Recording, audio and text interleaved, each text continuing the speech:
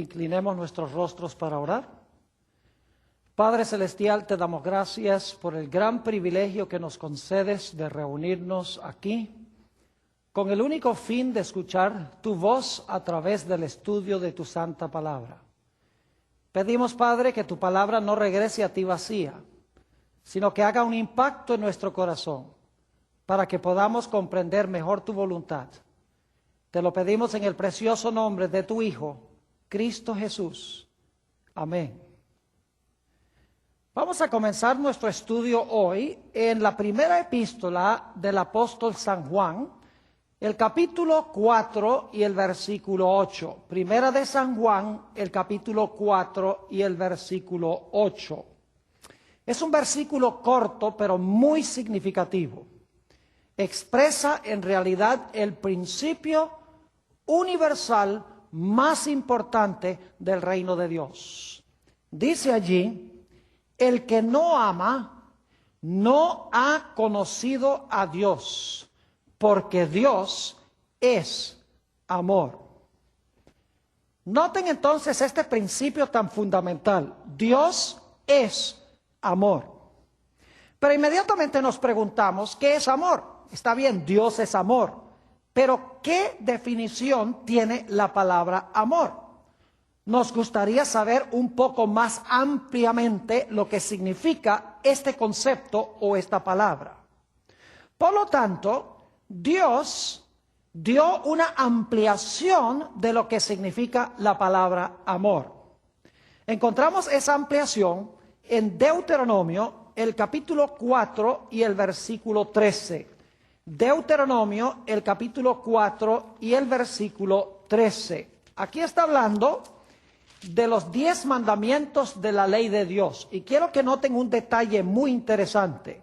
Deuteronomio 4, y voy a leer el versículo 13. Dice allí: y él os anunció su pacto, el cual os mandó poner por obra los 10 mandamientos, y los escribió en 2 tablas de piedra. Ahora quiero que noten que los 10 mandamientos fueron escritos en 2 tablas de piedra. Quiero enfocarme en eso porque vamos a encontrar que los 10 mandamientos expresan 2 grandes mandamientos. ¿Y cuáles son esos 2 grandes mandamientos? Vamos al Evangelio según San Mateo, el capítulo 22, y vamos a empezar nuestra lectura en el versículo 35. Mateo, el capítulo 22 y el versículo 35. Dice allí, hablando de un intérprete de la ley que vino a Jesús, y uno de ellos, intérprete de la ley, preguntó por tentarle diciendo: Maestro, ¿cuál es el gran mandamiento en la ley? Jesús le dijo: amarás al Señor tu Dios con todo tu corazón y con toda tu alma y con toda tu mente. Este es el primero y grande mandamiento. Y luego el versículo 39 dice: y el segundo es semejante: amarás a tu prójimo como a ti mismo. Note que aquí tenemos una ampliación de lo que significa el amor. El amor se divide en 2 partes: amor vertical para con Dios y amor horizontal para con nuestro prójimo. Es decir, el amor se define un poco más: es amar a Dios y amar al prójimo. Pero todavía quedamos con la pregunta: ¿qué significa amar a Dios y a nuestro prójimo? Nos gustaría tener una definición un poco más amplia de lo que significa amar a Dios y al prójimo. Por eso Dios dio una ampliación mayor de estos 2 grandes principios que amplían el principio básico del amor. Dios dio los 10 mandamientos de su santa ley. Ahora quiero que noten que Dios escribió los 10 mandamientos en 2 tablas de piedra. Porque la primera tabla de piedra tiene que ver con nuestra responsabilidad para con Dios.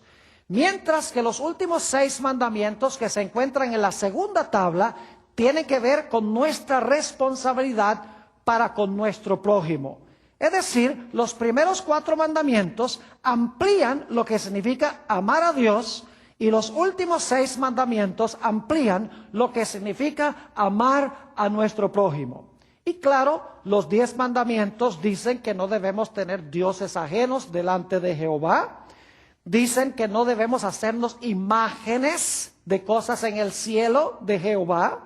En tercer lugar, dice que debemos honrar el nombre de Dios, es decir, debemos respetar el nombre de Dios, no tomándolo en vano. Y en cuarto lugar, debemos guardar el santo día de reposo de Dios, que es el sábado. Es decir, si yo amo a Dios, no voy a tener otros dioses, no voy a hacer imágenes, voy a respetar su nombre y voy a guardar su santo día sábado. Ahora, si yo amo a mi prójimo, voy a guardar los últimos 6 mandamientos. No voy, obviamente, a deshonrar a mis padres. Voy a honrarlos. No voy a matar. No voy a adulterar. No voy a hurtar. No voy a hablar falso testimonio. No voy a codiciar nada de lo que pertenece a mi prójimo. Es decir, que los 10 mandamientos amplían aún más los 2 principios básicos y, últimamente, el principio único de amor como el principio fundamental del universo. Pero quiero que noten que el amor se define aún más. Noten otra vez Mateo, el capítulo 22 y el versículo 40. Mateo, el capítulo 22 y el versículo 40. Acabamos de leer desde los versículos 35 al 39. Ahora queremos notar el versículo 40. Dice esto: de estos 2 mandamientos, es decir, de amar a Dios y amar a nuestro prójimo, que se amplía en 10, como hemos visto, de estos 2 mandamientos depende toda la ley y los profetas.